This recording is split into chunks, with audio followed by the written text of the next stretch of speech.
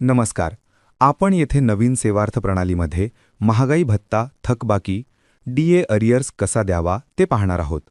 चला तर नवीन सेवार्थ प्रणालीमध्ये महागाई भत्ता, डीए फरक अदा करण्याबाबतची संपूर्ण माहिती याविषयी सविस्तर पाहूया. येथे सादर केलेल्या मार्गदर्शिकेनुसार नवीन सेवार्थ प्रणालीमध्ये महागाई भत्ता डीए फरक अदा करण्याबाबतची संपूर्ण माहिती खालीलप्रमाणे आहे.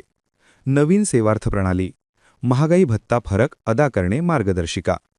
नवीन सेवार्थ प्रणालीमध्ये कर्मचारी यांना त्यांच्या नियमित वेतन देयकासोबत महागाई भत्ता फरक अदा करण्यासाठी नवीन टॅब उपलब्ध करून देण्यात आला आहे. 1. महागाई भत्त्याच्या फरकाची माहिती भरणे. फरक अदा करण्यासाठी प्रत्येक कर्मचाऱ्याची महिनानिहाय माहिती भरणे आवश्यक आहे. Log in. मेकर लॉग इनमध्ये जा. Path pay bill arrears DA arrears entry of DA arrears या टॅबवर क्लिक करा. सुरुवात.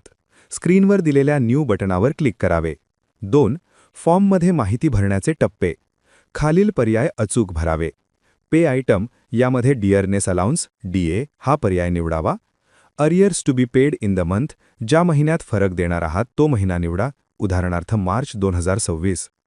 पेड थ्रू नियमित वेतन देयकासोबत फरक द्यायचा असल्याने रेग्युलर बिल निवडावे.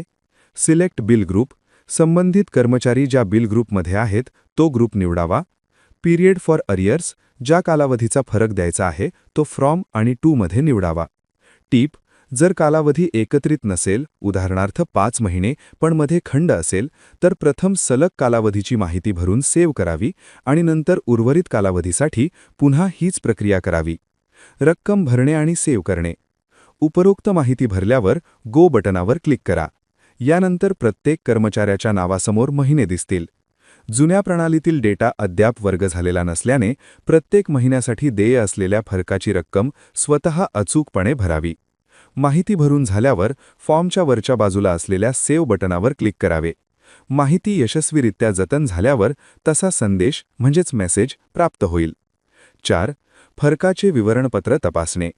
भरलेली माहिती तपासण्यासाठी खालीलप्रमाणे विवरणपत्र पाहता येईल. Path arrears DA arrears due drawn statement. येथे पेड थ्रूमध्ये रेग्युलर बिल, योग्य महिना आणि बिल ग्रुप निवडून व्ह्यू रिपोर्टवर क्लिक करा. महत्त्वाच्या सूचना. एनपीएस कर्मचारी. एनपीएस कर्मचाऱ्यांच्या बाबतीत 10% कपात म्हणजेच एनपीएस डीए अरियर्स प्रणालीद्वारे आपोआप केली जाईल, त्यासाठी स्वतंत्र एंट्रीची गरज नाही. प्रत्यक्ष विवरणपत्र. प्रणालीमध्ये जुना डेटा नसल्याने विवरणपत्रात पूर्वीचा महागाई भत्ता अचूक दिसणार नाही, त्यामुळे कार्यालयाने स्वतः तयार केलेले प्रत्यक्ष विवरणपत्र देयकासोबत जोडावे. अंतिम टप्पा. फरकाची एंट्री पूर्ण झाल्यानंतर नेहमीप्रमाणे नियमित वेतन देयक म्हणजेच रेग्युलर सॅलरी बिल तयार करावे. नवीन सेवार्थ प्रणालीमध्ये महागाई भत्ता फरक अदा करण्याबाबत सविस्तर माहिती आपणास मिळाली असेल. धन्यवाद. करून मी येथे थांबतो. पुन्हा भेटू लवकरच.